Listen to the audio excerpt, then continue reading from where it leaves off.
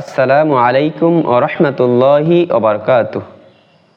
সম্মানিত দিন প্রিয় ইসলাম প্রিয় ভাই ও বোনেরা, সকলকে জানাই মক্তবগড়ের পক্ষ থেকে আন্তরিক শুভেচ্ছা ও অভিনন্দন।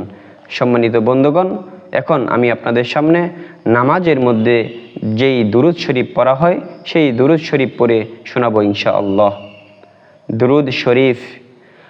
আল্লাহুম্মা সাল্লি আলা মুহাম্মাদি ওয়া আলা আলি মুহাম্মাদ কামা সাল্লাইতা আলা ইব্রাহিম ওয়া আলা আলি ইব্রাহিম ইন্নাকা হামিদুম মাজিদ।